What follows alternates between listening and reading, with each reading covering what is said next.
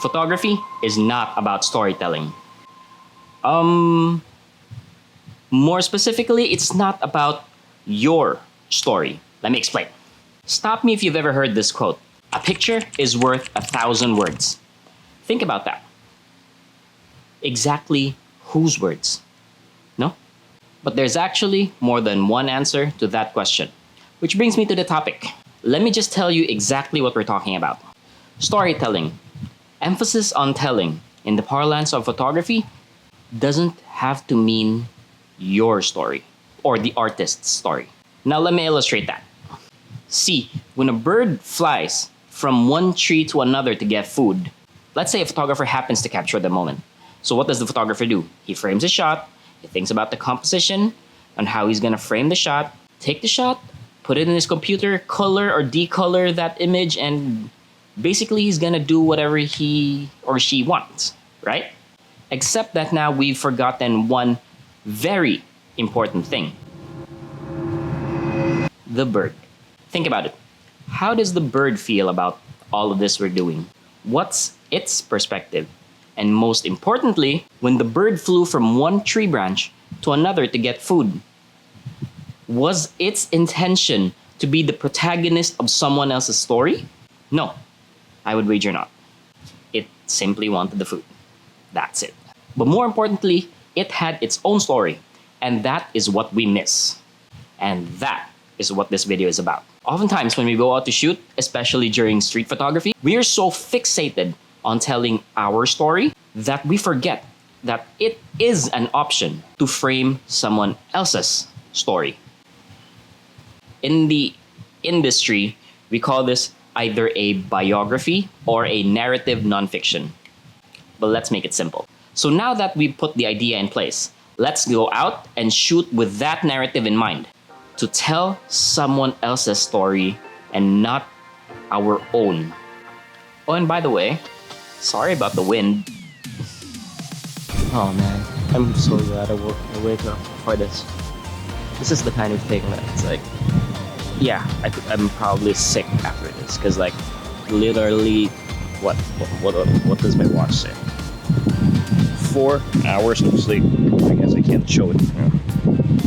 Literally 4 hours of sleep, and I'm wet in the rain right now. But I'm so happy in this moment that it's like, this is fucking worth it, man. What's not worth it though is my camera dying, because we're actually like getting everything wet, and I don't know if my camera has like weather sealing and stuff. So if my camera dies, then this isn't worth it. But these are the things you wake up for. So it's like, I love being here, man, because there's just so much to shoot. Even signage just like that, small things like the signage over there. Yeah, I think you see it over there in the signage. It's super interesting. Everything here tells a story. It's so beautiful here that it makes my job so much easier. As a photographer, I have to tell a story, right? Well, it's not hard when almost the place tells the story itself. Kind of. It's like, it's amazing how, look at that, man. This is the biggest storm in a long while, and there's still people fishing. And it's like, there's people just enjoying the hell out of this. People enjoying the hell out of this area. The story here is that we're picking up stories. Is kind of essentially what's happening here. We're picking up stories and we're telling the stories other people aren't voicing out. So in other words, we're like forcing stories to be told. But hey, there's a difference ways to think about that. So like, what does photography teach you, right? So one, photography teaches you that you don't have to tell a new story. You can look around, discover the stories around you, and choose to tell that. It doesn't have to be your story. From a journalistic sense, you can tell the stories of others. And if you're a good person, you do that well. Probably taking 100 pictures of that rock. Yeah, probably taking 100 pictures of just that rock.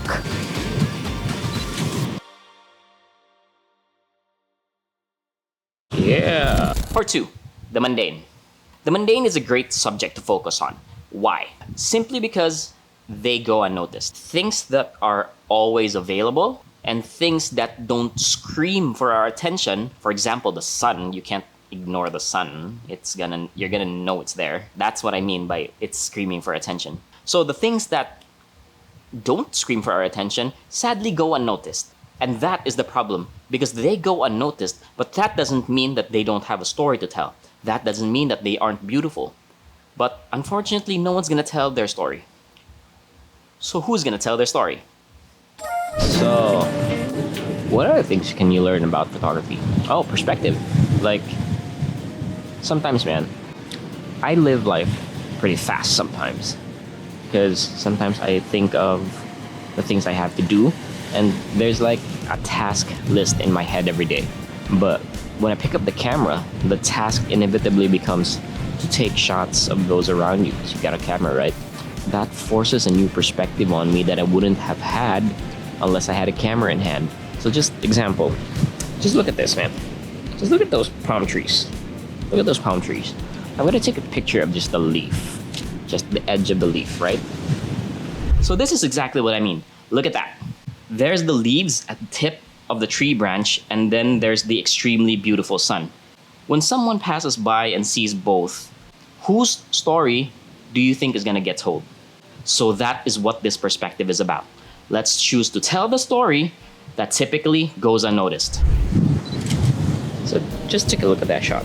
That's a beautiful shot of just the edge of the leaf. And the thing is, something as beautiful as that goes unnoticed because it's considered mundane, right? It's available every second of every day, so we forget that it exists. So what you learn with photography is that there's so many beautiful things around you. It just needs you noticing. It just needs your attention to oh man, there's a beautiful little girl. I wish I took a picture of her. It's a beautiful little girl just running happily beside the waves crashing. So yeah, so there's the mundane of a very passive leaf being beautiful as it is, and then there's like very overt on the nose extremely beautiful scenes, such as a 3-year-old running by the crashing waves of the ocean happily in the arms of her mother. Listen to that story. Like, I wish I could show you. I wasn't able to catch it on camera, but it was the most beautiful thing in the world, man. Just a happy little girl running by the waves. I'm getting sentimental. And again, this is why I love this place, and this is why I love photography. So okay, yeah, I guess that's lesson number 3, right? Part 3, the effects of the mundane. And this is another reason why we should tell the story of the mundane and the things that go unnoticed. The pursuit of noticing the beauty in other things reflects very well on your own self. Such a beautiful shot, man.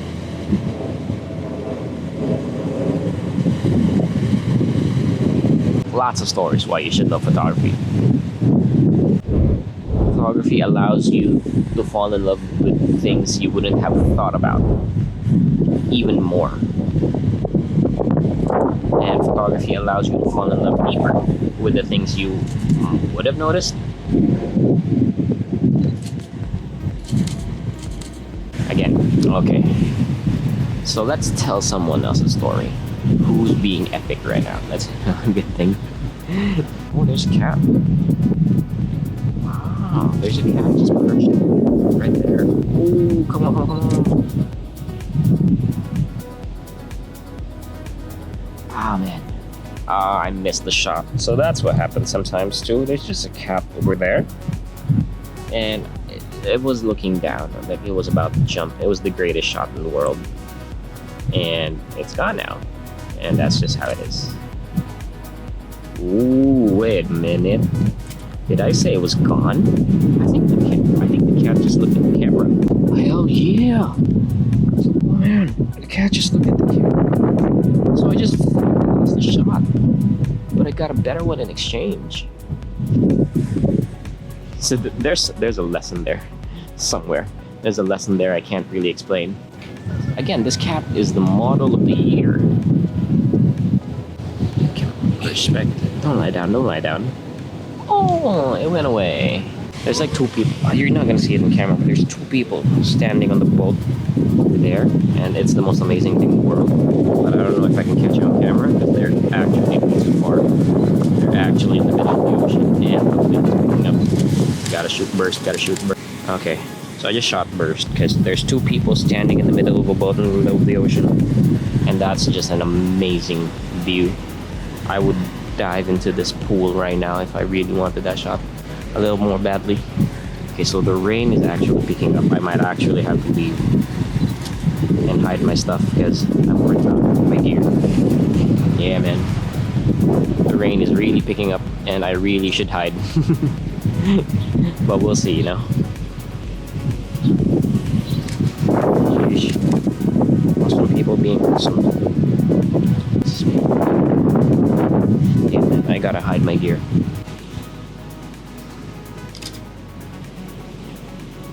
Yeah, man, action shots. So look at that. Fresh perspective. Huh? That's beautiful. Alright. And perfect. As if we're on cue, a boat comes up. And we're gonna try and shoot that one.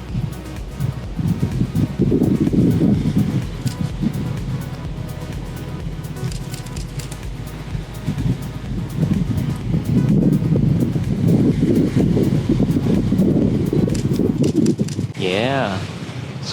Boat just came in. Part 4.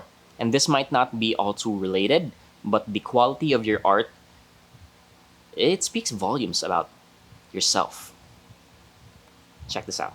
The love of photography for me is the love of capturing amazing images. But the thing I learned about beauty is that beauty is very subjective and personal. So what might be beautiful to me might just not be very appealing to you. And the thing about that is,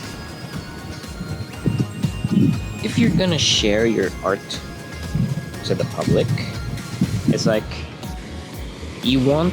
there's an innate human thing about wanting whatever comes from you to be appreciated. Like, you don't make art for people to not appreciate or to hate on it, right?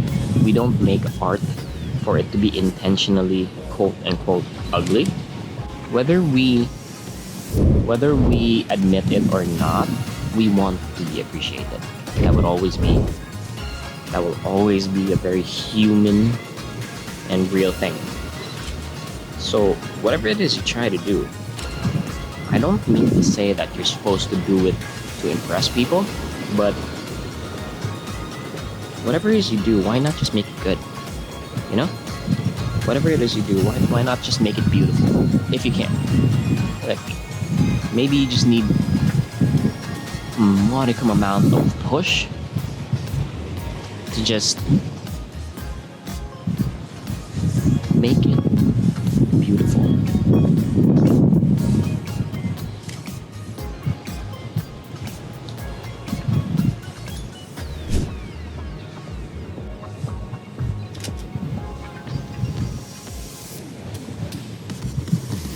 So there's lots of people now here, and that's why you're gonna hear my voice suddenly lower down.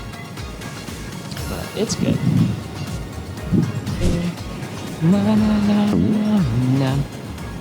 Oh, I don't know.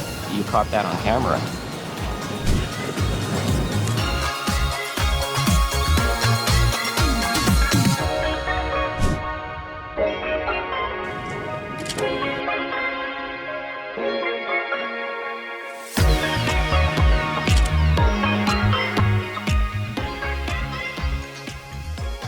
So yeah, that's kind of the thing though. I never learned composition.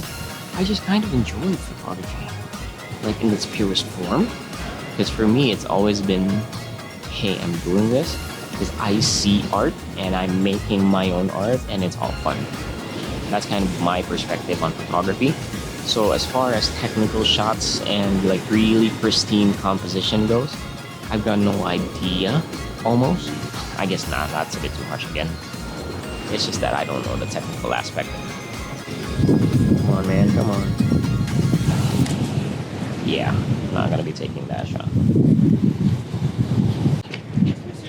Naka-FB page. Hmm? Naka-FB page. Personal lang. Personal lang. Yeah. Nga, mo na i-post sa mga photos. Yeah. Kasi pa nga sa page. That was nice. The kid came up to ask for my page.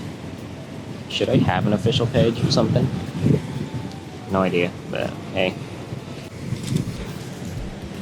Aw, that's such a precious shot right there. Let's see if we can get some foreground in it. Yeah, that's such a perfect scene right there. Wow. So we got this shot. It's like dad putting his baby down. The focus might not be perfect, but the shot is. And we got so much moments to speak of. In my previous video, why do I say it like that? Okay, about TFM, or the fleeting moment. I'm sure you haven't seen my previous video. Okay, a little about TFM, or the fleeting moment. In my previous video, I was telling a story about why you should enjoy missing great shots. And it's pretty tied into this video as well, so if you want to check that out, that'll be great. Check it out here, or is it here? I don't know, man, I'm new to this game. YouTubers usually do this, right? Is this pointing? Is this doing something for you? Whatever, man. You're happy, I'm happy. So now that you have that, so now that I've piqued that curiosity, so now that I've lit that light bulb in your, look at that video,